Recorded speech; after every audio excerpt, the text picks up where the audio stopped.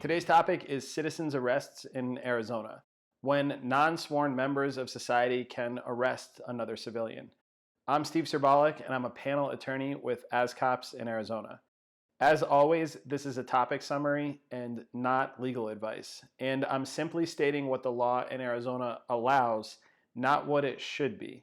So with all of that said, here it goes.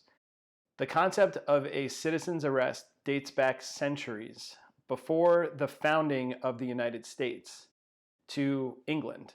Generally speaking, non-police officers were allowed to detain another person if a breach of the peace was occurring. This term, breach of the peace, is pretty broad and includes theft, prostitution, fighting, and a number of other crimes that would only be considered misdemeanors today.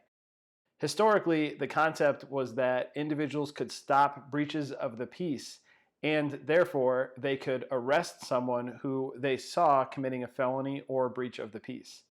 Additionally, in historic times, law enforcement officers had extended response times. There may not be an officer of the law nearby, so there were some practical reasons why non-officers should have the ability to detain suspected criminals. Even though things have changed substantially since the concept of a citizen's arrest was deemed necessary, here in the United States, most states, including Arizona, have retained the historic rule that a private person can make an arrest without a warrant for a felony or for a breach of the peace. Specifically, in Arizona, ARS Section 133884 says that a private person may make an arrest when either the person to be arrested has, in the person's presence, committed a misdemeanor amounting to a breach of the peace or a felony, or when a felony has been in fact committed and the arresting individual has reasonable ground to believe that the person to be arrested has committed the felony. If a private person makes an arrest, they have an obligation to inform the person being arrested of the intention to arrest that person, the reason for the arrest, and then the private person needs to bring the arrested person to either a judge or a peace officer. While the privileges of a private person conducting an arrest in Arizona are not the same as those of a police officer, they are actually pretty extensive. For example, ARS Section 133892 allows a private person to break a door or window of a building to arrest a person if the person committed a felony in the private individual's presence and if the arresting person announced the purpose of the break-in. Additionally, ARS Section 13409, the justification statute for use of force in law enforcement, actually applies to private individuals as well as law enforcement officers.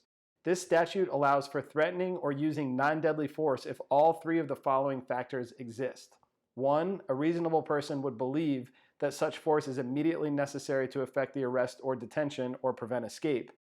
2, the arresting person makes known the purpose of the arrest or detention or believes that it's otherwise known or cannot be reasonably made known to the person to be arrested or detained.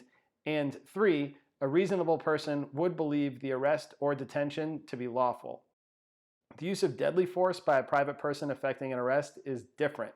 It's covered by ARS Section 13410, and among other restrictions, the law says that the use of deadly force by a person other than a peace officer is justified only if a reasonable person effecting the arrest or preventing an escape would believe the suspect or escapee is actually resisting the discharge of a legal duty with physical force or with the apparent capability to use deadly force.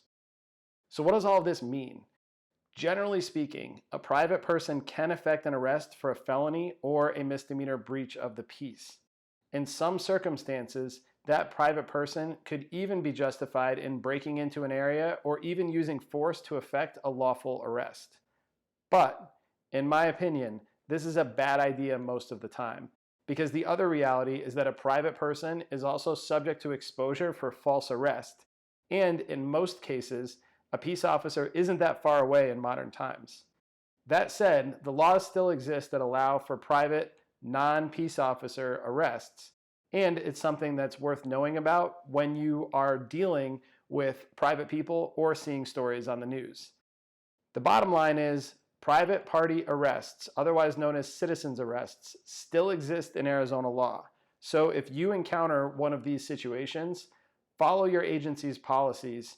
And if you have questions, lawyers like me and organizations like ASCOPS are here to help. So feel free to ask. Don't go at it alone. If you have questions about arrests by individuals other than peace officers, please feel free to contact us or leave a comment below. And don't forget to like this video and subscribe for more law enforcement lessons. Videos are published every Sunday at 5:30 p.m. Arizona time. Thanks for watching. I'm Steve Cerbalic. Stay safe out there.